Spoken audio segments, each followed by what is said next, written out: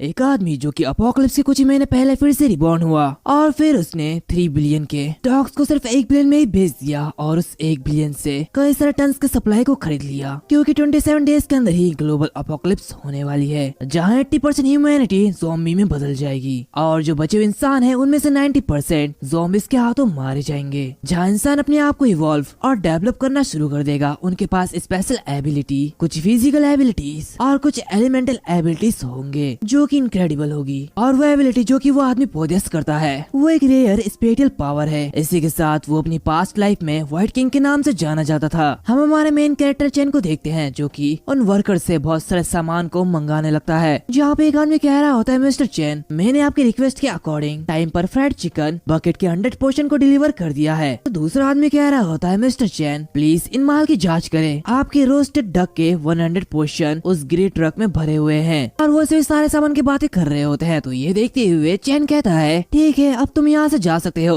और ये कहते ही वो उन्हें उनका पैसा दे देता है, जो कि देखते हुए वो जो वर्कर्स होते हैं वो उन पैसे को गिनने लगते हैं और आपस में कह रहे होते हैं, इसने तो बहुत सारे डिशेस खरीदे हैं, क्या ये कोई भूखा भूत है? तो दूसरा बंदा कहता है, अमीर लोग हमेशा से ऐसे होते हैं, वो कुछ भी कर सकते हैं। तो उसकी बातें सुनते हुए वो पहला वाला आदमी कहता है, लेकिन ये तो बस एक बेवकूफ अमीर है। दूसरी तरफ चैन एक डोर को ओपन करता है और मनी मन कह रहा होता है, इतने सारे डिलीशियस खानों से घिरा होना ये तो काफी ज्यादा अच्छा लगता है। आखिर किसने सोचा होगा कि मैं 3 दिन पहले मैं अपोकलिप्स के बीच बहुत ही ज्यादा भूखा और सफर कर रहा था। इसी के साथ वो उन्हें खाने लगता है। वो कहता है 27 डेज के अंदर ही ये दुनिया अपोकलिप्स के चपेट में आ जाएगी और उस समय 80% ह्यूमंस ज़ॉम्बी में बदल जाएंगे, जहाँ बाकी बचे हुए ह्यूमंस में से 90% ज़ॉम्बीज के हाथों मारे जाएंगे और बचे हुए कुछ लोगों का एक छोटा सा हिस्सा सुपर नेचुरल पावर को गेन करेगा और उसे इवॉल्व करेगा। किसी के पास फिजिकल, किसी के पास एलिमेंटल और किसी के पास साइकोलॉजिकल पावर होगी, लेकिन मुझे एक बहुत ही rare space attribute super power मिलेगी। और इसी के साथ मैं अपने पिछले लाइफ में द व्हाइट किंग के नाम से जाना जाता था।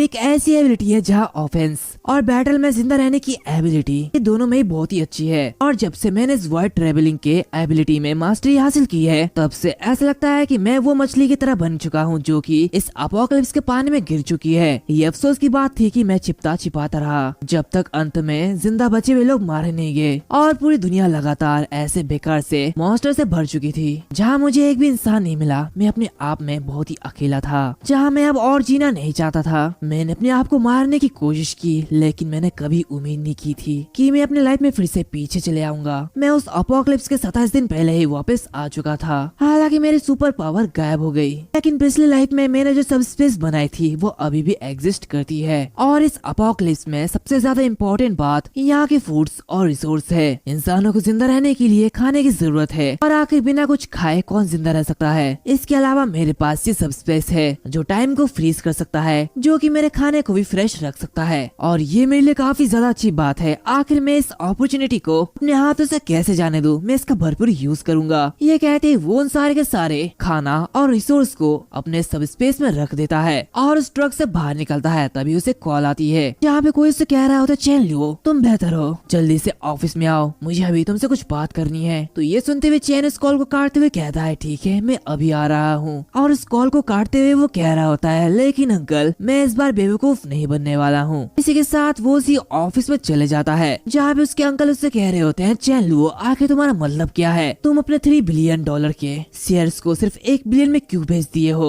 आखिर तुम मुझसे बिना बात किए इतना बड़ा डिसीजन कैसे ले सकते हो? क्या तुम भी मुझे अपना चाचा मानते हो या नहीं? चैन लुओ, मेरी बात सुनो, अगर तुम्हें कोई धमका रहा है तो प्लीज अपनी आंखें झपकाओ, और अगर कोई दिक्कत है तो प्लीज मुझे बताओ, मैं तुम्हारी मदद करूंगा। तो चैन लुओ मनी मन कह रहा होता है, ये एक्टिंग करने में काफी ज्यादा अच्छा है। अगर मैंने ये बात उनके बेटे चैन फे से पर्सनली नहीं सुना होता तो मुझे कभी भी पता नहीं चलता कि मेरे मॉम डैड के कार के एक्सीडेंट के पीछे इसी का ही हाथ था। और धीरे धीरे मैंने अपने मॉम डैड के कंपनी के उन शेयर्स को अपने कब्जे में कर लिया, जो कि मेरा होना चाहिए था। मैं अपनी पूरी लाइफ भर ये सोचता आ रहा था कि ये एक अच्छे इंसान है जो कि मेरी मदद कर रहे थे, लेकिन ऐसा कुछ भी नहीं है। वो कह रहा होता है, अंकल, मुझे किसी ने धमकी नहीं दी है, मुझे लग रहा है कि पोर्क की कीमत बढ़ जाएगी और आधा किलो सुअर का मांस $50 में बेचना ये इम्पॉसिबल नहीं होगा। तो इसी तरह जो 1 बिलियन है मैंने पोर्क में जमा करने के लिए खर्च किया है, वो बढ़ के 5 बिलियन हो जाएगी, जिससे कि मुझे बिजनेस करने में और भी ज्यादा फायदा होगा। तो ये सुनते उसके अंकल मनी मन कह रहे होते, क्या इसने ऐसा कैसे किया? ये कैसी बेतुकी चीज का सपना है? क्या ये आदमी पागल तो नहीं हो गया है? वो उसे कह रहा होता है, बेटे लियो, इसके बारे में क्या मैं ये सब तुमसे 1.5 बिलियन में खरीद सकता हूँ? वो उससे कह रहा होता है प्लीज मुझे माफ कर देना अंकल, मैंने इसे पहले ही बेच दिया है और कॉन्ट्रैक्ट पर भी साइन कर दिया है, मुझे नहीं लगता कि मेरे लिए ये सब खरीदना पॉसिबल हो सकता है। तभी उसे एक फोन कॉल आता है जो कि देखते हुए वो कह रहा होता है प्लीज अंकल मुझे एक फोन कॉल आया है, मुझे इसे देखने दीजिए। इसी के साथ वो वहाँ से बाहर जाने लगता है, जिसे देखते हुए उसके अंकल मनीवन कह रहे होते हैं इस लड़के की हिम्मत कैसे हुई बिना कोई आवाज उठाए मेरे लिए इतनी बड़ी मुसीबत खड़ी करने की, मुझे जरूर उसे सबक सिखाना चाहिए, मुझे इसके लिए कुछ करना ही होगा। दूसरी तरफ चैन उस कॉल को आंसर करते हुए कह रहा होता है आखिर ये कौन है जो कि मुझे कॉल कर रहा है? तो उस तरफ से आवाज आती है मिस्टर चैन, तुम्हें काले बालों वाली चाइनीज स्मॉल गर्ल मिली है जिसका कान गायब है और जिसे आप ढूंढ रहे थे और हमने आपको उसकी तस्वीर व्हाट्सएप में मैसेज कर दिया है, तो प्लीज एक बार उसे चेक करके बताइए क्या ये वही है जिसे आपने खो दिया था? तो ये सुनते हुए वो काफी ज्यादा हैरान होता है, वो कह रहा होता है ठीक है तुरंत इसकी जांच करता हूँ। वो मनीवन कह रहा होता है अपोकलिप्स के शुरू होने के बाद कुछ लोग बहुत ही ज्यादा बोर हो गए थे, उन्होंने हर एक एट्रीब्यूट से सुपर ह्यूमन की रैंकिंग बनाई थी और ऑफ कोर्स स्पेस एट्रीब्यूट के लिए मैं उसमें सबसे फर्स्ट प्लेस पे था। इसी के साथ फायर एट्रीब्यूट के लिए first place spirit flame medal था जिसका निकनेम ब्लड रोज था और इलेक्ट्रिक एट्रीब्यूट पे फर्स्ट प्लेस में लाइटिंग वारलॉक था जो कि एक डॉग था। और ये बिल्कुल सही था क्योंकि सभी लिविंग बीइंग्स जो कि ज़ॉम्बी में ट्रांसफर नहीं हुए हैं उनके पास सुपर पावर पाने का एक मौका था, लेकिन वो बस एक डॉग था और अपोकलिप्स में जहाँ पे कोई भी खाना नहीं था तो उसे सिर्फ एक ताजे कुत्ते के मांस के रूप में देखा जाता था। कई लोगों ने उसे मारने का ट्राई किया लेकिन उनमें से कोई भी सक्सेस नहीं हुआ और उन्हें बहुत ही ज्यादा बुरी तरीके से पनिश किया गया, लेकिन मैं एकमात्र इंसान था जो कि उसे मारने में कामयाब रहा और मैं उससे बिल्कुल फेमिलियर हूँ, लेकिन वो काफी ज्यादा स्वादिष्ट था। ये कहते वो अपने फोन को चेक करता है और उसे देखते हुए कह रहा होता है अरे हाँ ये तो वही है, इसके कान बिल्कुल वैसे ही कटे हुए हैं, ये तो वही कुत्ता है। और वो उसे देखते हुए काफी ज्यादा खुश होता है, वो कह रहा होता है वारलॉक इस टाइम पे मेरे पास खाने की कमी नहीं है तो क्या हमें दोस्ती नहीं करनी चाहिए, और वैसे भी तुम्हारे साथ अच्छा बिहेव के साथ मैं तुम्हें अच्छा खाना भी प्रोवाइड करूंगा। और वो कह रहा था जल्दी से मुझे वो पता भेज दो, मैं जल्दी आ रहा हूँ। वो आगे बढ़ते हुए मन मन कहता है मेरा इंतजार करो, मैं आऊंगा और तुम्हें बचाऊंगा, इसलिए मुझे अपने मास्टर के रूप में मानना। और ये कहते ही वो उस अंकल के पास जाता है और उनसे कहता है अंकल मुझे कुछ जरूरी काम है तो इसलिए मैं यहाँ से जा रहा हूँ। तो उसके अंकल कह रहे होते ठीक है तुम जाओ। आगे बढ़ते हुए चैन मनीवन कहता है ये अफसोस की बात है कि तुम्हें मुझसे फिर कभी बात करने का मौका नहीं मिलेगा, तुम और तुम्हारे बेटे की मौत डूम्सडे में होने वाली है, जैसा कि मैंने कहा तुम मरने वाले हो। और इसी के साथ वो 1 घंटे बाद डॉग मीट रेस्टोरेंट में चले जाता है। पे काफी सारे डॉग बंधे हुए होते हैं और वो उन सभी को मारने वाले होते हैं। वारलॉक को देखते हुए चैन मनीवन कह रहा होता है देखो भी तुम्हारी हालत को, क्या तुम्हें इस बात का अंदाजा भी है कि अपोकलिप्स के बाद दुनिया किस तरह तुम पर हावी होगी? और आगे बढ़ते हुए वो उसे कह रहा होता है डरो मत, मैं तुम्हें बचा लूंगा। इसी के साथ वो चिल्लाते हुए कह रहा होता है बॉस आखिर इस दुकान का बॉस कहाँ पे है, जल्दी से बाहर आओ। तभी वो जो शॉपकीपर होता है वो वहाँ पे आता है और कहता है मिस्टर मैं यहाँ का मालिक हूँ, तो आपको क्या काम है? तो ये सुनते हुए वो कह रहा होता है तुमने मेरे कुत्ते को चुरा लिया, आखिर तुम्हारी हिम्मत कैसे हुई? अगर मैंने टाइम रहते इस पर ध्यान नहीं दिया होता तो ब्लैकी इसका तो काम तमाम हो गया होता। तो ये सुनते हुए वो जो शॉपकीपर होता है वो मनीमन कहता है अगर मुझे ठीक से याद है तो ये एक आवारा कुत्ता था, आखिर इसका कोई मालिक कैसे हो सकता है? क्या ये आदमी जानबूझकर मुझे परेशान कर रहा है? वो उससे कह रहा होता है भाई मैं अपना सामान कानूनी तरीके से खरीदता हूँ और कुत्ते एक ही जैसे दिखते हैं, तो क्या आप श्योर है कि ये आपका वही कुत्ता है? चैन कहता है क्या लीगल मीन्स, आखिर तुम्हारा मतलब क्या है? ये कहते ही वो पुलिस को कॉल करता और कहता है ठीक है अगर मैं तुम्हारी जांच करने के लिए पुलिस को यहाँ पे बुलाऊं तो क्या होगा? वो मनीमन कहता है छल के अलावा कोई भी बिजनेस नहीं होता, तो क्या तुम श्योर हो कि तुम पुलिस के जांच का सामना कर पाओगे? उसे देखते हुए वो शॉपकीपर कह रहा होता ब्रदर आप ऐसा नहीं कर सकते। तो ये सुनते हुए चैन कह रहा होता क्या तुम मुझे मारने वाले हो? तुम काफी बहादुर हो, अब मैं तुम्हें सिखाने वाला हूँ। और ये कहते ही वो उसके हाथ को मोड़ते हुए नीचे फेंक देता है और मनीमन कहता है 10 साल से ज्यादा समय तक अपोकलिप्स से बचने के लिए ट्रेनिंग होने के बाद किसी भी तरह से मैं गुंडे से नहीं डरूंगा। और वो उसे मारते हुए कहता है तो बॉस क्या तुम अब भी कुछ सबक सीखना चाहते हो? तो ये सुनते हुए बॉस उससे माफी मांगता और कहता है ब्रदर मुझे दर्द हो रहा है तो प्लीज मुझे बख्श दीजिए, ये सब एक गलतफहमी थी, समझ से बाहर थी, तो प्लीज मुझे माफ कर दीजिए। और ये कहते वो उसके कुत्ते को आजाद कर रहा होता और कहता है मैं सचमुच नहीं जानता था कि ये आपका कुत्ता है, मैं तो उस आदमी को कड़ी सजा दूंगा जिसने इस कुत्ते को मेरे पास भेजा था। आप अपने कुत्ते को तुरंत वापस ले जा सकते हैं और मैं आपसे एक पैसा भी नहीं लूंगा। तो बताओ ये कैसा रहा? ये सुनते हुए चैंग कहता है, जरूर तुम्हारा रवैया उतना वैसे तो बुरा नहीं है, तो इसलिए इस बार मैं तुम्हें माफ करूंगा। और वो मन ही मन कहता है, हालांकि मैं इसे भारी कीमत पर खरीदने को तैयार था, लेकिन मैंने सोचा क्यों ना इसे मुफ्त में ही ले लिया जाए। अब की बार उससे कह रहा होता है, बड़े भाई अब आप इस डॉग को ले जा सकते हो। तो ये सुनते हुए चैन उस ब्लैकी से कह रहा होता, ब्लैकी मेरे पीछे पीछे आओ, चलो घर चलते हैं। और वो मन ही मन कहता है, इसके एक्सप्रेशन को देखते हुए ऐसा लगता है कि इसने इंटेलिजेंस गेन कर ली है और शायद ये इंसानों की भाषा समझता है। दूसरी तरफ वो ब्लैकी काफी ज्यादा हैरान होता है। वो मन ही मन कहता है, क्या ब्लैकी आखिर ये कौन है? लेकिन फिर भी उसने मुझे बचाया है, क्या मुझे उसे फॉलो करना चाहिए? और इसी के साथ वो आगे बढ़ता है, जो कि देखते हुए चैन मन ही मन कह रहा होता है, सच में इसके पास इंटेलिजेंस तो है, जिसका मतलब यह है कि मैंने लाइटनिंग वारलॉक को सक्सेसफुली टेम कर लिया है। और वो उसे अपने फरारे में लेते हुए आगे बढ़ने लगता है और उसे पकड़ते हुए कहता है, अब फ्यूचर में तुम मुझे फॉलो करोगे और अब से मैं तुम्हें वारलॉक कहूंगा।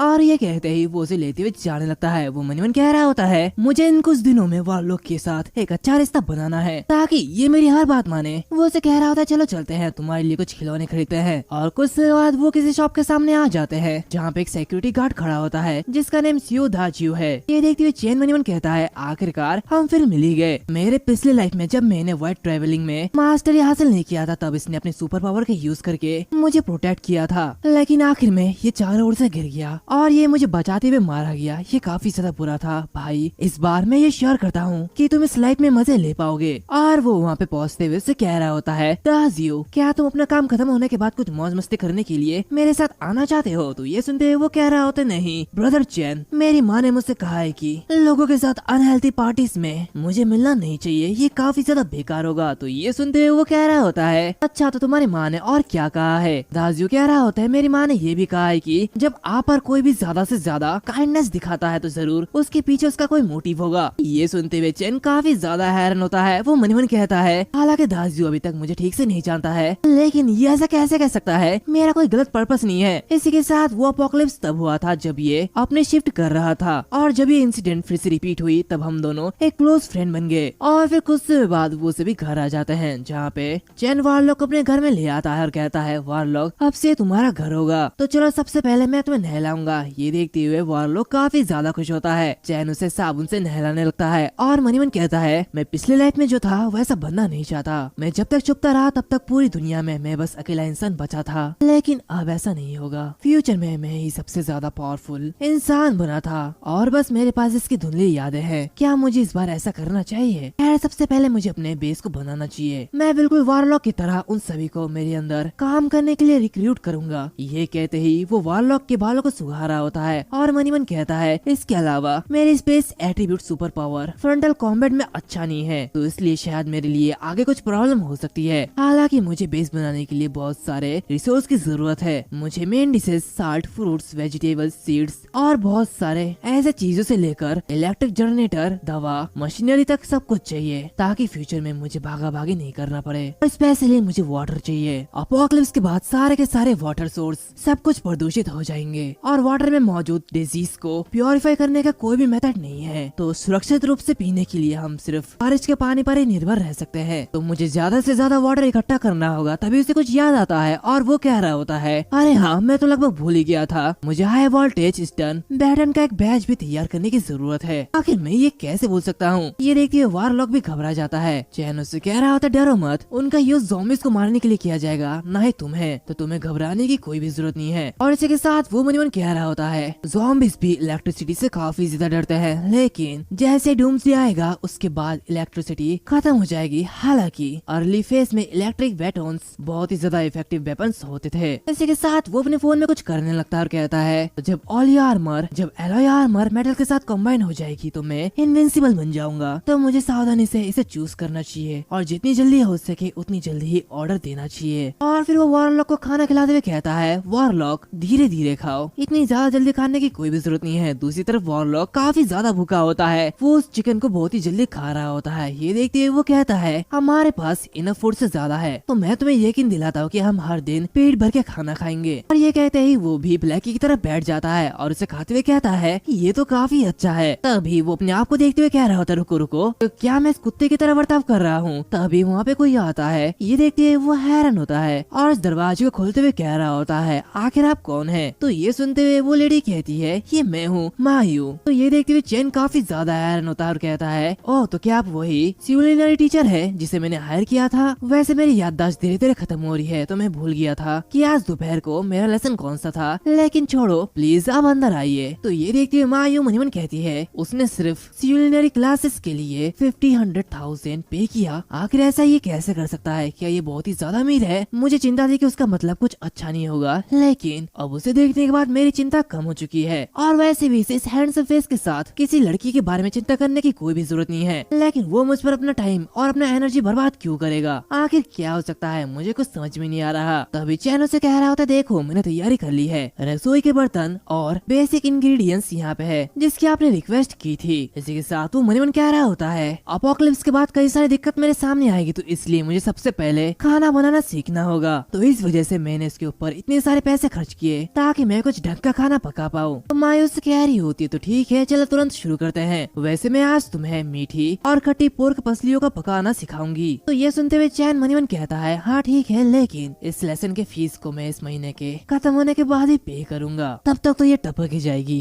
कितना अच्छा प्लान है मेरा। तभी मायूस से कह रही होती है, तो चलो ठीक है अपने काम पे लग जाओ और इस मांस के छोटे छोटे टुकड़े कर लो और इसके बाद इसे कढ़ाई में भर के उसमें पानी भर के उबालो, फिर तेल डालो। और वैसे ये रेसिपी तुम्हारी भी काम आ सकती है, तो ध्यान से सुनिएगा। मायू जो जो बोल रही होती है चैन वो सब कर रहा होता है। चैन काफी ज्यादा कंफ्यूज होता है। मायू से कह रही होती है, क्या तुम नमक और चीनी के बीच का डिफरेंस पता नहीं लगा सकते? क्या तुम्हें इतना भी नहीं पता? और आखिर में चैन का बनाया हुआ खाना तैयार हो जाता है जो कि एकदम बेकार होता है। मायू से कह रही होती है, चलो ये ठीक है, ये पिछली बार से तो बेहतर ही है। तो ये सब देखते हुए चैन काफी ज्यादा परेशान होता है और कहता है, यहाँ तक कि मेरा खाना ये तो कुत्ता भी नहीं खा सकता। तो ये सब आपको कहने की कोई भी जरूरत नहीं है। दूसरी तरफ ये सब देखते हुए वाल लोग काफी ज्यादा गुस्सा होता है और मन ही मन कहता है, हम दोनों के अंदर एक दूसरे के लिए कोई भी गरज नहीं है, लेकिन आखिर तुम मेरे अंदर पॉइजन डालने की कोशिश क्यों कर रहे हो? तुम बेकार से इंसान। दूसरी तरफ मायू वहाँ से जाते हुए कह रही होती है, मैं झूठ नहीं बोल रही हूँ, कम से कम आज तुमने रसोई में आग तो नहीं लगाई, ये पहले से अच्छा ही है। जो कि सुनते हुए चैंग मन ही मन कहता है, मैं सच में कुकिंग में टैलेंटेड नहीं हूँ, शायद मुझे कोई पर्सनल शेफ रख लेना चाहिए। मायू से कह रही हो, तो ठीक है अगली बार और ज्यादा मेहनत करना, मैं यहाँ से जा रही हूँ, कल मैं फिर से आऊंगी। इसी के साथ वो वहाँ से जाने लगती है। जो कि देखते हुए चैन मन ही मन कहता है, मायू खाना पकाने में काफी ज्यादा अच्छी है, लेकिन ये अफसोस की बात है कि हम पिछले लाइफ में नहीं मिले थे और इसलिए मुझे नहीं पता है कि अपोकलिप्स के बाद इसके साथ क्या हुआ। तो मायू ये सब तुम पर डिपेंड करेगा, तुम्हें कामयाबी जरूर मिलेगी।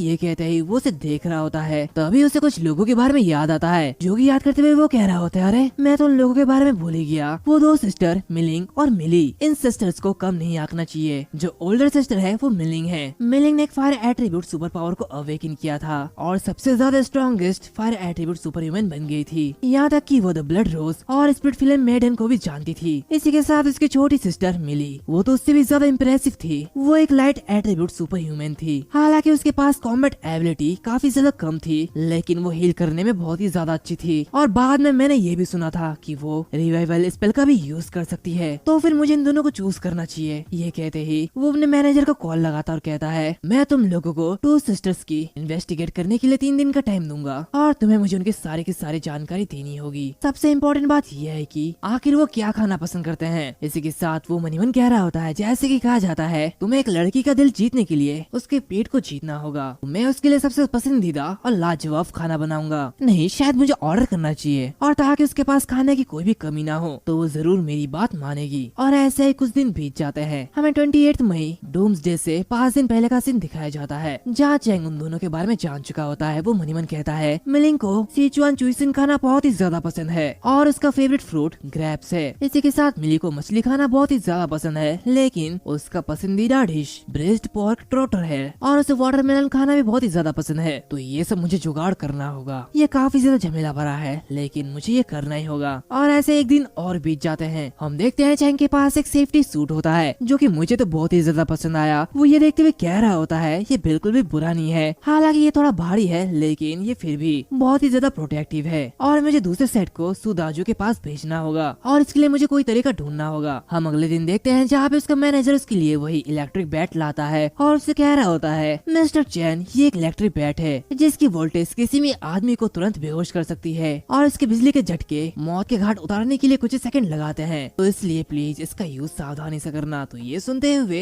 चैन काफी ज्यादा खुश होता है और मनीमन कहता है ऐसा लगता है कि कुछ 100 ज़ॉम्बीज़ को बिजली का झटका देकर मारने में कोई भी प्रॉब्लम नहीं होगी। और अगले दिन वो एक ट्रक को खरीदने के लिए जाता है, जहाँ पे वो उस बॉस से कह रहा होता है ये ट्रक कितने का है, मैं इसे खरीदने वाला हूँ। तो ये सुनते हुए वो कहता है आप तो काफी ज्यादा अच्छे हैं मिस्टर चैन, मैं आपको अभी बिल दे देता हूँ। और ऐसा ही ये दिन भी बीत जाता है। जून 1 डूम्सडे से पहला दिन हम चैन को देखते हैं जो कि काफी ज्यादा नर्वस होता है। वो अपने बेड में इधर उधर मुड़ने लगता है और मनीमन कहता है क्या इस लाइफ में अब भी अपोकलिप्स होगा? अगर ऐसा नहीं हुआ तो इतना खाना खरीदने के बाद मुझे भारी नुकसान होगा। खैर ये सच में बेहतर होगा कि अपोकलिप्स ना आए। आखिरकार मैं ह्यूमैनिटी के लिए अपने पैसे को सैक्रिफाइस करने के लिए तैयार हूँ, और यहाँ तक कि अगर मुझे बहुत ही बड़ा नुकसान हुआ तो भी मैं अमीर ही रहूंगा। लेकिन क्या मैं एक पीसफुल लाइफ जी नहीं सकता? आखिर क्यों मुझे उस डूम्सडे की क्रूअलिटी पूरी तरीके से याद है, मैं उसे भूल क्यों नहीं जाता? वो दिन काफी ज्यादा बेकार था। इसी के साथ पूरी रात भी ऐसे ही बीत जाती है और अब अपोकलिप्स शुरू होने में सिर्फ 1 घंटे 20 मिनट ही बचे हुए हैं। हम देखते हैं चैन अपने अंकल को कॉल करता है और कहता है अंकल सॉरी इतनी सुबह सुबह कॉल करने के लिए मुझे माफ कर देना, लेकिन मुझे कुछ जरूरी बात पूछनी है। तो उसके अंकल कह रहे होते हैं हाँ तुम मेरे भतीजे हो, अगर मैं तुम्हारी मदद कर पाऊँ तो जरूर करूंगा, बताओ क्या बात है। तो ये सुनते हुए वो कह रहा होता है मेरे ऑब्जर्वेशन के अकॉर्डिंग मुझे लगता है कि क्रिप्टो करेंसी आने वाले कुछ दिनों में उनकी वैल्यू बहुत ही ज्यादा बढ़ जाएगी, लेकिन जैसे कि आप जानते हैं मैंने अपना सारा पैसा खर्च कर दिया है, तो मैं आपसे 500 मिलियन उधार लेना चाहता हूँ। और जैसे ही मेरे पोर्क की दाम बढ़ेगी तो मैं 500 मिलियन से 5 बिलियन तक बढ़ाने में काबिल हो जाऊंगा, तो इसलिए मैं आपको ब्याज सहित पैसा लौटा दूंगा। और हाँ बात करने के लिए मैं आपके पास आ रहा हूँ। इसी के साथ साथ काफी समय हो गया है मैं ब्रदर फेस से नहीं मिला हूँ, तो आप उसे भी इनवाइट कर लीजिए। और ये कहते ही वो उस कॉल को काट देता है और मनीमन कह रहा होता है जैसा कि मैंने प्रॉमिस किया था तुम दोनों इस डूम्सडे के दिन मरने वाले हो।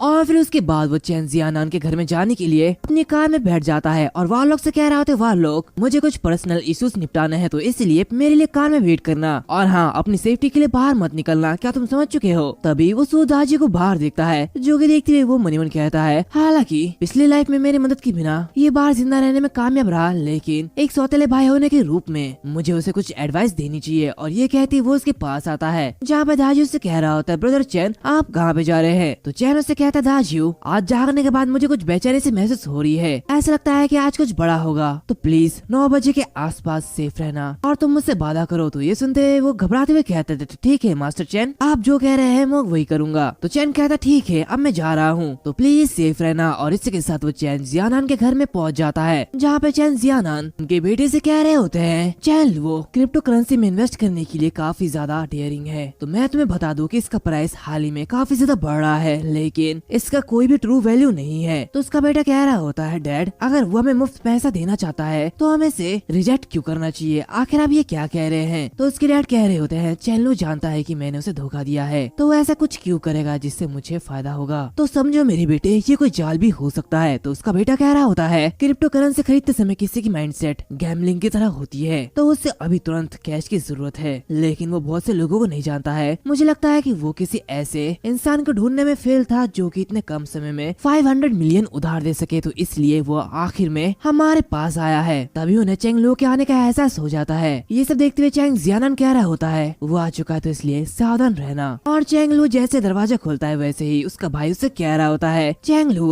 अगर ये मेरा कावर्डली पर्सनैलिटी नहीं होता तो शायद फन के लिए जरूर तुम्हारे साथ होता, तो अगर तुम क्रिप्टो करेंसी खरीद कर पैसा कमाते हो तो प्लीज अपने चचेरे भाई के बारे में मत भूलना। तो ये सुनते हुए चेंग लू से गले लगाता और कहता है बिल्कुल अगर मैं 1 बिलियन कमाता हूँ तो मैं तुम्हें ड्रीम एक सुपर कार गिफ्ट दूंगा। तो उसका भाई हंसते हुए कह रहा होता है हाँ मैं इसे याद रखूंगा, तो इसलिए अपने शब्दों से पीछे मत हटना, और हमने पहले से ही तुम्हारे लिए कुछ खाना बना रखा है, तो चलो वहाँ पे जाके बात करते हैं। तो ये सुनते हुए चेंग काफी ज्यादा हैरान होता है और काफी जल्दी जल्दी उन खानों को खाने लगता है। तभी किसी की आवाज आती है। ये सब सुनते हुए चेंग जियानान कह रहा होता है आखिर ये कैसी आवाज थी, क्या यह नौकरानी के कमरे से आई थी, क्या वो बीमार है? चैंग फे जाओ और जाकर देखो। दूसरी तरफ ये सब देखते हुए चैंग लो मनीमन कह रहा होता है डूम्सडे आ चुका है। इसी के साथ वो भी उठते हुए आगे बढ़ता और कहता है मैं भी देखूंगा और अगर उसे हॉस्पिटल में भेजने की जरूरत पड़ी तो मैं मेरे चचेरे भाई की मदद करूंगा। और वो आगे बढ़ते हुए मनीमन कहता है तुम दोनों आज जरूर मरोगे। दूसरी तरफ जैसे ही चैन फे उस दरवाजे को खोलता है उसके सामने वो लेडी ज़ॉम्बी बन चुकी होती है। ये देखते हुए चैन फे काफी ज्यादा हैरान होता है, वो घबराते हुए पीछे गिर जाता है और कहता है आखिर ये क्या चीज है। तभी वो जो ज़ॉम्बी होता है वो उसके ऊपर अटैक कर देता है, लेकिन ये देखते हुए चैन फे उस दरवाजे को बंद करने लगता है और कहता है खून, यह तो बहुत सारा खून है, आखिर ये सब क्या हो रहा है। ये कहते ही वो उस दरवाजे को बंद कर देता है। तभी उसके सामने चैंग लुओ आकर कहता है, चचेरे भाई, क्या हमें सिचुएशन की जांच नहीं करनी चाहिए? अगर दरवाजा बंद है तो हम सब कुछ कैसे देखेंगे? ये सुनते हुए चैंग फी कह रहा होता है कि क्या आप ये क्या कह रहे हैं, अंदर बहुत कुछ है, आपको ऐसा करने की कोई भी जरूरत नहीं है। तभी चैंग लुओ उस इलेक्ट्रिक रॉड से उसके गले में दे मारता है और उसे बेहोश कर देता है। वो कह रहा होता है, चिंता करने की कोई भी जरूरत नहीं है मेरे चचेरे भाई, मैं तुम्हें सिर्फ बिजली के झटके दूंगा जिससे तुम आसानी से मर जाओगे। इसी के साथ वो उस दरवाजे को खोलता और कहता है, जो कि तुम्हें जिंदा निकलते हुए देखना बहुत ही ज्यादा इंटरेस्टिंग होगा, तो मैं तो ये करने वाला हूँ। तभी वहाँ पे चैंग जियानन आ जाता है, जो कि ये सब देखते हुए कह रहा होता है, चैन लुओ, आखिर तुम ये क्या कर रहे हो? तभी चैन उसकी तरफ आगे बढ़ता है। उसके अंकल कह रहे होते हैं, चैन लुओ, मैं तुमसे मरते दम तक लड़ूंगा, मैं तुम्हें जाने नहीं दूंगा। चैन उस पर अटैक करते हुए कहता है, जरूर, अब तुम मरने वाले हो, तो बताओ ये इलेक्ट्रिक रॉड कैसा है, ये तुम्हें कैसा लगा, और वैसे क्या तुम इसे अपने हाथों से रोक सकते हो? ये कहते ही वो हंस रहा होता है और उसे शॉक देते हुए बेहोश कर देता है। वो कह रहा होता है, ये तो काफी ज्यादा दर्दनाक लग रहा है। तभी वो ज़ॉम्बी आते हुए चैंग फी को खाने लगता है। ये देखते हुए वो चिल्ला रहा होता है, कहता है, चैन लुओ, मेरे डैड प्लीज मुझे बचाओ, मैं मरना नहीं चाहता। तो चैन उससे कहता है, शांत हो जाओ, मुझे ऐसा मत कहो, मेरे पास तुम्हारे जैसे हरामी बेटे नहीं है। और इसी के साथ वो उसे किक मारते हुए कहता है, तुम्हारा डैड वहाँ पे फर्श में लेटे हुए है। जो कि देखते हुए चैन फी कहता है, चैन लुओ, मैं तुम्हें छोड़ूंगा नहीं। इसे देखते हुए चैन जियानन को उठाने लगता है और कहता है, अंकल उठ भी जाओ और देखो। जो कि देखते हुए जियानन काफी ज्यादा घबरा जाता है, चिल्लाते हुए कहता है, लिटिल फी, ऐसा नहीं हो सकता। और वो चैन लुओ के पैरों में गिर जाता है। वो कहता है, चैन लुओ, वो तुम्हारा चचेरा भाई है, प्लीज उसे तो बचा लो, जल्दी जाओ और उसे बचाओ। मैं मानता हूँ कि मैंने सीक्रेटली तुम्हारा हिस्सा ले लिया है, लेकिन चैंग फी का इससे कोई भी लेना देना नहीं है, वो बिल्कुल निर्दोष है। तो चैन उससे कहता है, वैसे तुमने मेरे साथ और कौन कौन से भयानक काम किए हैं? ये देखते हुए जियानन मन कहता है, क्या आखिर वो ये सब क्यों पूछ रहा है? क्या ऐसे उस इंसिडेंट के बारे में पता चल गया? चैन लुओ उसके पास आते हुए कह रहा होता है, अंकल, कि आपने ये तय कर लिया है कि आप मुझे कैसे जवाब दोगे? आपके बेटे के पास खोने के लिए ज्यादा टाइम नहीं है, वो जल्दी मरने वाला है। जो कि देखते हुए जियानन कहता है, चैन लुओ, अगर तुम अभी चैन फी को बचा देते हो तो मैं पुलिस को इसके बारे में नहीं बताऊंगा, नहीं तो तुम बहुत ही ज्यादा मुसीबत में पड़ जाओगे। तो चैन लुओ से कहता है, अंकल, मैंने तुम्हें एक मौका दिया और तुम ये कर रहे हो। तो जियानन कह रहा होता है, तुम कमीने जानवर, तुम्हारी हिम्मत कैसी हुई अपने चाचा और अपने चचेरे भाई को मारने की? मैं तुम्हें छोड़ूंगा नहीं, तुम एक कुत्ते से कम नहीं हो। तो चैन लुओ से कह रहा होता है, तुम्हारे मुंह से ऐसी बातें शोभा नहीं देती है। मेरे फादर ने अपनी इच्छा से तुम्हें चैन कंपनी में शामिल होने के लिए दिया और तुमने क्या किया? उन्हें मार डाला। तुम ऐसा कैसे कर सकते हो? तुमने पीठ से छुड़ा गोपा, क्या तुम्हें ये सब कुछ करते हुए शर्म नहीं आई? तो जियानन कह रहा होता है, लिटिल फी, मैं मेरा बेटा वो मर रहा है। और वो चैंग से कहता है, हाँ, मैं उसका भाई था, उसका बायोलॉजिकल ब्रदर। मैंने कंपनी में बहुत सारे कंट्रीब्यूट दिए हैं, लेकिन आखिर मुझे क्या मिला? उसने बस मुझे 10% ही शेयर दिया था। क्या उसने सोचा कि मैं एक भिखारी बन गया था? वो बिल्कुल मरने के लायक था। और तुम अपने क्राइम से बच नहीं सकते। वैसे भी मॉडर्न टेक्नोलॉजी काफी ज्यादा एडवांस्ड हो चुकी है, अब तुम मरने वाले हो। उस समय स्टॉक की वैल्यू के अकॉर्डिंग 10% की कीमत 1.5 बिलियन थी। क्या तुमने सचमुच सोचा था कि कोई नॉर्मल इंसान 1.5 बिलियन डॉलर कैसे पा सकता है? क्या ये तुम्हारे लिए कम था? अंकल, तुम काफी ज्यादा लालची हो गए थे। और ये कहते ही वो उसे बहुत ही जोरों से चाटा मारता है, जो कि देखते हुए ज़ॉम्बी भी हैरान होता है और वो जियानन के ऊपर अटैक कर देता है। दूसरी तरफ चैन लुओ मन ही मन कहता है, डैड, आपको पहले से कंपनी में एक्सेप्ट नहीं करना चाहिए था, मैं आपके बेटे होने के रूप में बस इतना ही कर सकता हूँ। दूसरी तरफ वो ज़ॉम्बी होता है, वो जियानन को मार डालता है। जो कि देखते हुए चैंग जियानन पर अटैक करते हुए मन ही मन कहता है, सच तो यह है कि ज़ॉम्बी में म्यूटेट होने के बाद इंसान अपने खाने की इच्छा के अलावा सारी फीलिंग खो देता है, वो बस एक जिंदा लाश है। लेकिन ये अच्छी बात है कि उन्हें दर्द भी महसूस होता है, हालांकि उन्हें डर महसूस नहीं होता। यही वजह है कि उन पर इलेक्ट्रिसिटी अच्छे से वर्क करती है। इसी के साथ वो उसे शॉक देते हुए मार डालता है। वो कह रहा होता है, और उन्हें मारना उतना भी ज्यादा मुश्किल नहीं है, तुम्हें बस उनके गैलाबेला को छेद करना है और ये खत्म। हालांकि ये एक विस्कैरल मेथड है और ये काफी ज्यादा इफेक्टिव भी है। इसके अलावा इनके आईब्रोज के पीछे एक हिडन ट्रेजर होता है जिसे क्रिस्टल कहा जाता है। और ये कहते वो उस क्रिस्टल को बाहर निकालता है और अपने पास रखते हुए कह रहा होता है, अपोकलिप्स की शुरुआत में सिर्फ लो ग्रेड क्रिस्टल ही होते हैं और अपोकलिप्स के ब्रेकआउट के बाद सुपर ह्यूमंस और ज़ॉम्बीज के स्कल्स में ये क्रिस्टल ग्रो होने लगती है और क्रिस्टल के पावर से अवेकनर्स अपनी रिकवरी और एसिस की स्पीड काफी ज्यादा बढ़ा सकते हैं। वो काफी ज्यादा वैल्यूएबल और यूजफुल होते हैं। यही वजह है कि मुझे जितना हो सके उतनी ही ज्यादा इन क्रिस्टल को कलेक्ट करना है। क्रिस्टल का साइज और कलर उनकी डिफरेंट एबिलिटी को दर्शाता है। फायर एट्रीब्यूट वाले सुपर ह्यूमंस और ज़ॉम्बी के पास रेड क्रिस्टल होती है, इसी के साथ वाइट एट्रीब्यूट सुपर ह्यूमन के पास ग्रीन क्रिस्टल होती है और lastly space attribute super human और ज़ॉम्बीज के पास ट्रांसपेरेंट क्रिस्टल होती है। और वो क्रिस्टल जो कि मैंने अपनी पिछली लाइफ में बारलॉक से ऑब्टेन किया था, वो डार्क पर्पल और एक अंडे के साइज का था। इसी के साथ वो बाहर आता है जहाँ पे वो कुछ और ज़ॉम्बीज को देखता है, जो कि देखते हुए वो कहता है ओहो हो, ये तो बाहर भी आ गए हैं। वो ज़ॉम्बी काफी ज्यादा गुस्सा होता है और मारने के लिए आगे बढ़ रहा होता है। तो चैन से कहता है अरे अरे रुको रुको, मैं भी आ रहा हूँ तुम्हारे पास। और ये कहते हैं वो उस पर अटैक करता है और कहता है ये लो तुम्हारे लिए कुछ स्पेशल खाना, ये खाना खाओ और सीधे मर जाओ। इसी के साथ वो उसे मार देता है और उसे क्रिस्टल लेते हुए कह रहा होता है मैंने पिछली लाइफ में तुम्हारी मदद की थी, तो इसलिए ये रिवॉर्ड तो मेरा बनता ही है। और इसी के साथ वो अपने कार में चले जाता है जहाँ पे वह लोग काफी ज्यादा घबराया हुआ होता है। वो मन ही मन कहता है मास्टर आखिर ये तो बहुत ही ज्यादा क्रूअल है। तभी चैंग उसे कह रहा होता है वह लोग अवेकन होने का टाइम लगभग आ चुका है और इस प्रोसेस के दौरान बाहर रहना हमारे लिए सेफ नहीं है, मेरे पीछे फिर से घर चलो, अवेकन होने के बाद हम बाहर निकलेंगे। इसी के साथ वो उसे लेते हुए जियानान के घर में चले जाता है जहाँ उन तीनों की लाश देखते हुए वारलॉक काफी ज्यादा घबराया हुआ होता है। चैंग लुओ उससे कह रहा होता है अरे घबराओ मत, मैं जल्दी इनकी आदत हो जाएगी। इसी के साथ वो सेब को निकालता है, तभी वो देखता है कि वारलॉक का अवेकन प्रोसेस शुरू हो जाता है, जो कि देखते हुए वो मन ही मन कहता है क्या यह वारलॉक अवेकन होना स्टार्ट कर रहा है। और वो उसे देखते हुए कुर्सी के पीछे छुप जाता है और मन ही मन कहता है वारलॉक काफी ज्यादा पावरफुल है और इस कुत्ते के जरिए सबसे पहले मुझे शौक लगा था, तो इसलिए मुझे दूर रहना चाहिए। और कुछ ही समय के अंदर वारलॉक का अवेकन प्रोसेस सक्सेसफुल हो जाता है, जो कि देखते हुए चैंग लुओ मन ही मन कहता है सुपर पावर की स्ट्रेंथ दो चीज पर डिपेंड करती है। सबसे पहला,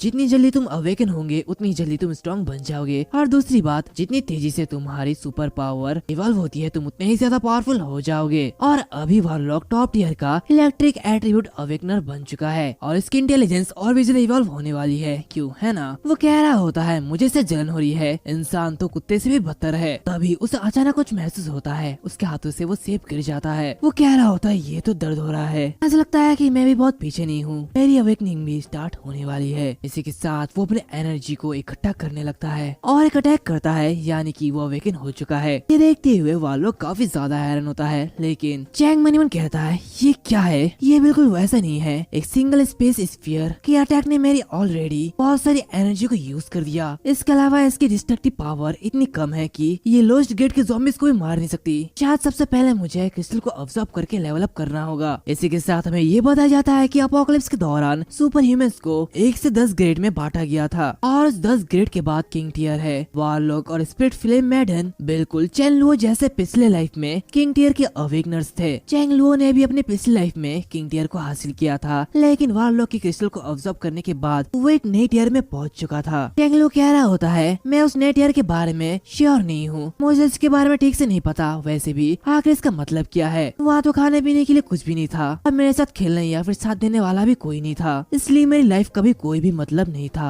और इसलिए मेरे लिए मर जाना ही बेहतर था। तो अगर मैं लगभग 20 और क्रिस्टल को ऑब्जॉर्ब कर लूं तो मैं ग्रेड 2 का सुपर ह्यूमन बन जाऊंगा। और इसी के साथ वो उस क्रिस्टल को ऑब्जॉर्ब कर लेता है और वारलॉक से कहता है वारलॉक अपना ये वाइल्ड इलेक्ट्रिसिटी डिस्चार्ज करना बंद करो, यह हानिकारक हो सकता है। अपनी बॉडी की सारी पावर को अपने गले में कॉन्सेंट्रेट करने की कोशिश करो और इसे चार्ज करने का ट्राई करो और फिर अपने टारगेट की ओर शूट करो। तो ये सुनते हुए वारलॉक बिल्कुल वही करता है, उसकी पावर भी काफी ज्यादा होती है, जो कि देखते हुए चैंग से कह रहा होता है बहुत ही अच्छे, तुम काफी होशियार हो। तो चलो हम सबसे पहले अपने जरिए जमा किए गए सारा खाने को इकट्ठा करने के लिए कूलिंग चैम्बर में जाएंगे। इसी के साथ वो अपनी फरारी में बैठते हुए आगे बढ़ने लगता है, जहाँ पे वो काफी सारे ज़ॉम्बीज़ को देखता और कहता है वारलॉक यहाँ पे देखो, यहाँ पे एक बड़ा सा सुपर मार्केट है और मुझे लगता है कि अंदर बहुत कुछ होना चाहिए। और कहता है ना बदमाश कोई भी मौका नहीं छोड़ते, मेरा मतलब हमारे लिए ये एक अच्छा मौका है, तो हमें वहाँ पे जाना चाहिए। और इसी के साथ वो अपनी इन्वेंट्री से इलेक्ट्रिक बैट को बाहर निकालता और कहता है ज़ॉम्बीज़ से निपटने के लिए हमारे लिए ये काफी होना चाहिए, बताओ क्या हमें अंदर जाना चाहिए। और ये कहते ही वो अपने सूट को पहन लेता है और आगे बढ़ता है और वारलॉक से कहता है अगर तुम कुछ कर सकते हो तो हमला शुरू करो, लेकिन सावधान रहना, उनसे सीधे उलझना मत। इसकी वजह अपनी एजिलिटी का यूज करके उन्हें ललचाने की कोशिश करो। जो कि सुनते हुए वारलॉक आगे बढ़ता है और अपना अटैक करता है। इसके साथ दोनों ही उन पर अटैक करते हुए आगे बढ़ रहे होते हैं। दूसरी तरफ वारलॉक के अटैक की वजह से एक ज़ॉम्बी मर चुका होता है, जो कि देखते हुए वो काफी ज्यादा घबरा जाता है। तो चैन उससे कह रहा होता है ये बिल्कुल ठीक है वारलॉक, सबसे पहले उनको ध्यान भटकाओ। वारलॉक बिल्कुल वही करता है और उनको ध्यान भटकाने लगता है, जो कि देखते हुए चैन कहता है प्लीज सेफ रहना, मैं जल्दी यहाँ पे वापस आ जाऊंगा। और ये कहते ही वो सुपरमार्केट में एंटर करता है और आगे बढ़ते हुए कह रहा होता है पड़ोस में एक सुपरमार्केट का होना ये काफी ज्यादा अच्छा है, तो इसलिए अगर मैं यहाँ से कुछ भी लूँ तो बुरा मत मानना। और इसी के साथ वो अपने सब स्पेस में सारा का सारा सामान डालने लगता है। इसी के साथ वो उन सारे सामान को लूट लेता है और उन ज़ॉम्बीज़ को मारते हुए उनका क्रिस्टल भी लूट लेता है। और वहाँ से बाहर आते हुए कह रहा होता है मैं काफी ज्यादा लकी हूँ कि मेरा सब स्पेस इतना ज्यादा बड़ा है कि मैं सब कुछ इसमें डाल सकता हूँ। वारलॉक चलो वहाँ पे चलते हैं। तभी वो देखता है कि एक ज़ॉम्बी वारलॉक के पीछे पड़ा है। दूसरी तरफ वारलॉक भागते हुए मनी मन कह रहा होता है ये सब क्या है, मेरे मास्टर आसानी से ज़ॉम्बीज़ को मार सकते हैं, लेकिन ऐसा मैं क्यों नहीं कर पा रहा। तभी चैंग वहाँ पे आते हुए ज़ॉम्बीज़ को मार डालता है और उससे कह रहा होता है उदास मत हो, तुमने पहले ही मेरे लिए बहुत ही ज्यादा काम किया है, तो बस थोड़ा सा टाइम दो, तुम बहुत ही जल्दी बहुत ही ज्यादा ताकतवर बन जाओगे। ये देखते हुए वारलॉक काफी ज्यादा खुश होता है। चैन उससे कह रहा होता है चलो फिर घर वापस चलते हैं, और इसी के साथ वो दोनों घर की ओर जाने लगते हैं। तभी उनके पीछे पीछे कार भी आने लगता है, जो कि उनके साइड में आते हुए कह रहा होता है ब्रदर क्या तुम जानते हो कि यहाँ पे क्या हो रहा है, आखिर ये सब क्या हो रहा है, मुझे कुछ समझ में नहीं आ रहा। इसी के साथ मैं पुलिस को कांटेक्ट भी नहीं कर पा रहा। तो चैन कहता है क्या तुम्हें पता नहीं है ये एक अपोकलिप्स है और हर जगह ज़ॉम्बीज़ फैल चुके हैं। जो कि देखते हुए वो आदमी काफी ज्यादा घबरा जाता है। तो कहते हैं क्या अपोकलिप्स, और वो चैन से कहते हैं ब्रदर चलो एक साथ रहते हैं, हम एक दूसरे के साथ रहेंगे। चैन कहता है नहीं तुम यहाँ से जा सकते हो। ये कहते वो अपनी कार को काफी तेज भगाता है और मनी मन कह रहा होता है हालांकि मैं कुछ सबऑर्डिनेट्स को एक्सेप्ट करने का प्लान बना रहा हूँ, लेकिन मैं इलाइट्स लोगों की तलाश में हूँ, तो इसलिए हार्टलेस होने के लिए मुझे दोष मत देना। मेरे पास बहुत सारे सप्लाईज हो सकते हैं लेकिन वो अनलिमिटेड नहीं है, तो इसलिए मुझे सतर्क रहना होगा। तभी उसके सामने कई सारे ज़ॉम्बीज़ बाहर आते हैं जो कि रास्ते को घेर लेते हैं। ये देखते हुए वो काफी परेशान होता है और मनीमन कहता है अगर मुझे ठीक से याद है तो गोदाम तक जाने का यही एकमात्र रास्ता है, लेकिन ये ज़ॉम्बीज़ इसे रोक रहे हैं, मुझे कुछ भी करके आगे जाना ही होगा। तो वारलॉक से कहता है वारलॉक टहलने का वक्त हो चुका है, तो चलो बाहर निकलते हैं और बस ये श्योर करना कि तुम अपने आप को प्रोटेक्ट कर पाओ। इसी के साथ वो बाहर निकलता है और उन ज़ॉम्बीज़ पे अटैक करता है, लेकिन वो जो ज़ॉम्बीज़ होते हैं वो काफी ज्यादा चालाक होते हैं और उनके पीछे से वो अटैक करते हैं। जो कि देखते हुए चैन कह रहा होता है अच्छा तो तुम पीछे से भी चिप के अटैक करना जानते हो, लेकिन वो जो ज़ॉम्बीज़ होता है वो उसके आर्मर की वजह से पीछे हट जाता है। चैन कह रहा होता है मेरा आर्मर एलॉय मेटल से बना है जो कि काफी ज्यादा हार्ड है और इसे लो ग्रेड के ज़ॉम्बीज़ तोड़ नहीं सकते, तो इसलिए तुम लोग मेरा कुछ भी बिगाड़ नहीं सकते और तुम लोगों का कोई फ्यूचर भी नहीं है, तो इसलिए तुम लोग मेरे हाथों मरने वाले हो। ये कहते ही वो आगे बढ़ता है कि तभी उसकी बैट की बिजली खत्म हो जाती है। ये देखते ही वो काफी ज्यादा हैरान होता है और मन मन कहता है धिक्कार है मेरी बिजली ये खत्म हो चुकी है। ये कहते ही वो उस बैट को ज़ॉम्बीज़ के हाथों पकड़ा देता है, अगर तुम चाहो तो मैं इसे तुम्हें दे सकता हूँ, वैसे भी मेरे पास ये काफी सारे हैं। इसी के साथ वो और एक इलेक्ट्रिक बैट को बाहर निकालता है और उसे दे मारता है। उसे मारने के बाद वो उस क्रिस्टल को भी बाहर निकाल लेता है। तो कह रहा होता है ये बिल्कुल भी बुरा नहीं है, ये काफी अच्छी हार्वेस्ट है। तभी उसके पास वारलॉक आता है और भागते हुए कह रहा होता है क्या हम गोदाम नहीं जाने वाले हैं, आखिर ये कैसी जगह है। तो चैन आगे बढ़ते हुए कहता है वारलॉक यहाँ पे आओ, ये आर्मर ट्रक मेरे आर्मर और इस इलेक्ट्रिक बैटन से भी काफी ज्यादा इम्प्रेसिव है और मैंने सिर्फ इसी के लिए ही इसे तैयार किया था। तो जाओ ट्रक पर चढ़ो और मैं तुम्हें दिखाऊंगा कि ये क्या क्या कर सकता है। इसी के साथ वो उस ट्रक को बाहर निकालता है और कहता है वारलॉक अपनी पलकें झपकाना मत, क्योंकि जब तक हमारे पास ये बड़ा ट्रक है हमें कोई कुछ भी नहीं कर सकता। इसी के साथ वो उसे काफी तेजी से चलाते हुए आगे के दीवार को तोड़ देता है और बढ़ते हुए कहता है ये तो काफी ज्यादा अच्छा है, मुझे सामान को तोड़ना काफी ज्यादा अच्छा लगता है। लेकिन वारलॉक वो बहुत ही ज्यादा घबराया हुआ होता है और वो देखते है कि उनके सामने कई सारे ज़ॉम्बीज़ है। चैन इन्हें देखते हुए कह रहा होता है मैं जानता था यही होगा और इलेक्ट्रिक बैट से इन्हें मारना काफी ज्यादा मुश्किल होता, तो इसलिए ये ट्रक इन्हें मारने के लिए काफी रहेगा। और ये कहता है वो उन सारे लोगों को यानी कि ज़ॉम्बीज़ को कुचल रहा होता है, जो कि देखते हुए वारलॉक बहुत ही ज्यादा घबरा जाता है। दूसरी तरफ हम देखते हैं कि कुछ लोग उसे ऐसा करते हुए देख रहे होते हैं। वो लोग कहते हैं क्या ये क्या कर रहा है, क्या वो पागल तो नहीं है। इसी के साथ ये ट्रक हमारे गोदाम के ऐसे भी ट्रकों से सबसे ज्यादा मजबूत है। तो वो दूसरी लड़की कह रही होती है हमें अपने साथ ले जाने के लिए कहना चाहिए। तो ये सुनते हुए उनका एक और साथी कहता है जब हम एक दूसरे को जानते ही नहीं तो वो हमारी मदद क्यों करेगा और वो इसके लिए जोखिम क्यों उठाएगा, क्या तुम्हें लगता है कि वो तुम्हारे फादर है? ऐसा कुछ भी नहीं है, उसने जो भी किया उसके बेस पर ये ड्राइवर बहुत ही ज्यादा क्रूअल मैन है और ये हमें बचाने के लिए आएगा ही नहीं। ये आदमी हमारे गोदाम में सामान के बारे में सुनने के बाद उन्हें लूटने के लिए आया है, उसे हमारी कोई भी परवाह नहीं है। जब उसका काम पूरा होगा तो ये यहाँ से चले जाएगा और दूसरे लोगों पर भरोसा करने से बेहतर यही होगा कि हम खुद पर भरोसा करें। मैं कहूँगा कि हमें उसे लूट लेना चाहिए और उसकी जगह उसका ट्रक ले लेना चाहिए। तो ये सुनते हुए वो लड़की कह रही होती देखो उसने एक आर्मर भी पहना है, अगर हम उसका सामान ले लेंगे तो जरूर हम सेफ रहेंगे। तो बताओ तुम लोग क्या सोचते हो? जो कि सुनते हुए उनमें से एक बंदा कहता है हाँ मैं तुम्हारी बातों से सहमत हूँ, चलो चलते हैं उसे लूट लेते हैं, उसे हमारी चीजों को चुराने नहीं दे सकते। इसी के साथ वो लड़की चैन के सामने आती है और उसे थैंक यू कहती है। जो कि देखते हुए चैन मन ही मन कह रहा होता है क्या ये मुझे थैंक यू क्यों कह रही है, क्या ये पूछने जा रही है कि वो मेरे साथ जुड़ना चाहती है। और वो उसे कह रहा होता है क्या तुम सिर्फ यहाँ पे 3 लोग ही बचे हो? तो वो लड़की कहती है हाँ हम 3 ही यहाँ पे जिंदा बचे हैं। तभी वो 2 आदमी आते हुए उसे पकड़ लेते हैं। जो कि देखते हुए चैन मन ही मन कहता है ये कमीने अभी तो ये मुझे थैंक यू कह रहे थे, आखिर अचानक इन्हें क्या हो गया है। उनमें से एक आदमी उससे कह रहा होता है चिंता मत करो, हम हम तुम्हें चोट नहीं पहुंचाएंगे। जो कि देखते हुए चैन मन ही मन कहता है कि अपोकलिप्स सच में इंसानों के अगलीनेस वाले नेचर को बढ़ाता है और ऐसे समय काइंडनेस सबसे ज्यादा बेकार है, इन्हें तो जीने का कोई भी हक नहीं है। अभी वो लोग बाहर आते हुए भौंकने लगता है। जो कि देखते हुए वो आदमी कहता है अब ये छोटा सा कुत्ता कहाँ से आ गया है। तो दूसरा बंदा कहता है ऐसा लगता है कि वो इन्फेक्टेड है। दूसरी तरफ चैन इलेक्ट्रिक बैट्स को बाहर निकालते हुए मन ही मन कहता है अब मुझे मेरे सुपर पावर को सबके सामने बाहर लाने के बारे में चिंता करने की कोई भी जरूरत नहीं होगी, क्योंकि अब ये लोग मरने वाले हैं। इसी के साथ वो उन्हें बहुत ही जोर से झटका देता है और वो उन्हें बेहोश कर देता है। जो कि देखते वो लड़की कहती है मत मारो मुझे, प्लीज मुझे जाने दो। तो चैन कहता है क्यों? क्योंकि तुम एक लड़की हो इसलिए? ऐसा बिल्कुल नहीं है, तुम बच कर जा नहीं पाओगी। तो वो लड़की वहाँ से भागने लगती है। जो कि देखते हुए चैन कहता है तुम बहुत ही ज्यादा तेज दौड़ते हो, लाइटनिंग किंग ये तुम्हारा है। जो कि देखते हुए वारलॉक उसके ऊपर अटैक करता है और चैंग भी उसके ऊपर अटैक करते हुए कहता है इसलिए हर कोई ये चाहता है कि जो पहले वार करता है फायदा सिर्फ उसे ही होता है, लेकिन ऐसा बिल्कुल नहीं है। इसी के साथ वो उसे मार देता है और कहता है चलो लूटना शुरू करते हैं। और उन्हें काफी सारे सामान मिलते हैं जो कि बहुत सारे होते हैं। ये देखते हुए वो दोनों काफी ज्यादा खुश होते हैं और दोनों ट्रक में चढ़ जाते हैं, जहाँ पे चैन कह रहा होता है लाइटनिंग किंग हमें इस लूट से